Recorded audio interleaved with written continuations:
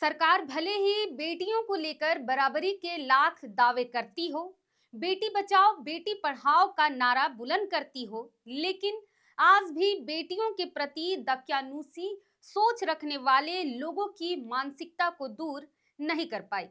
ये लोग जमीन जायदाद में बेटियों को हिस्सा देना तो दूर, अपने बेटे और बेटियों की शिक्षा देने के नाम पर भी भेदभाव करते हैं।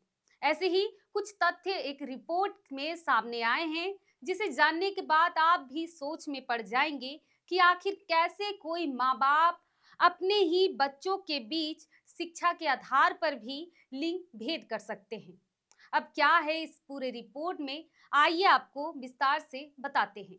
जोहार, मैं सीमा कच्छप और आप देख रहे हैं लोकतंत्र 19। ये लिंग का भेद है। जिस दिन समाज से जाएगा तब यहाँ पे रहने वाला हर शख्स इंसान कहलाएगा।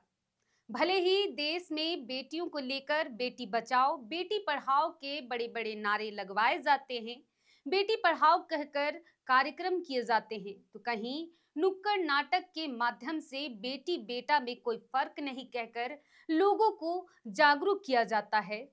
लेकिन आज भी पढ़ाई के मामले में यह भेदभाव कायम रखा गया है। दरअसल एक सर्वे के अनुसार बेटियों की संख्या सरकारी स्कूल में बेटों से अधिक है, जबकि निजी स्कूल में कम है।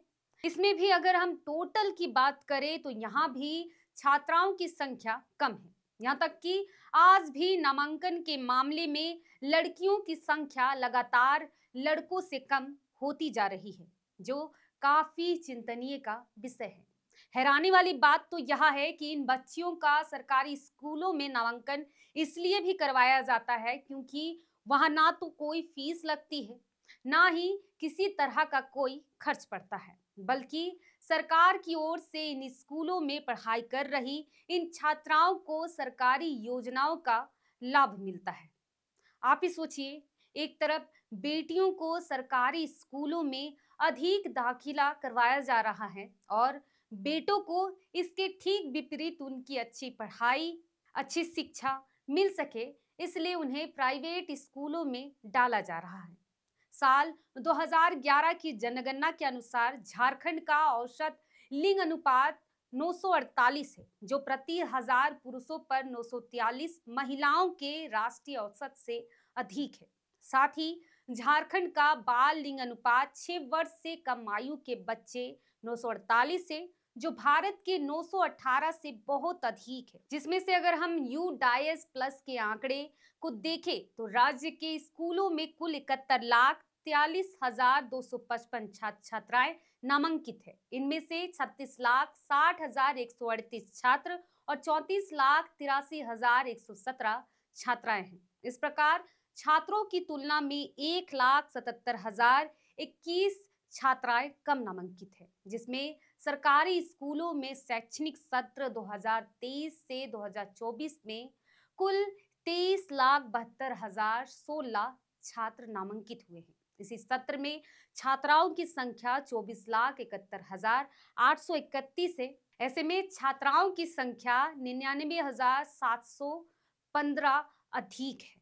वर्ष 2022-23 में अगर हम देखें तो सरकारी स्कूलों में लड़कियों की संख्या 1,05,108 और वर्ष 2021-22 में छात्राओं की संख्या 1,26,534 अधिक है। जबकि राज्य के निजी स्कूलों में शैक्षणिक सत्र 2023-24 में कुल 12,88,122 छात्र नामांकित है, पर छात्राओं की संख्या केवल 10,11,286 है। ऐसे में छात्रों के मुकाबले छात्राओं की संख्या 2,76,000 से भी कम है। इसी प्रकार 2022-23 का भी बात करेंगे तो इसमें भी निजी स्कूलों में छात्राओं की संख्या छात्रों के मुताबिक 2,74,000 से और 2021-22 में 2,77,770 से भी कम है। अब इस पूरे रिपोर्ट से आप समझ सकते हैं कि आज भी बेटे और बेटियों में कितना अंतर किया जाता है। समाज की घिसी पिटी सोच कैसी है, इस रिपोर्ट से आप समझ ही सकते हैं। वहीं इस रिपोर्ट पर आपकी क्या राय है, ये आप हमें कमेंट करके जरूर बताएं। आज के लिए इतना ही। फिर मिलते हैं ऐसे ही कुछ नई अपडेट के साथ। तब तक के लिए जोहार।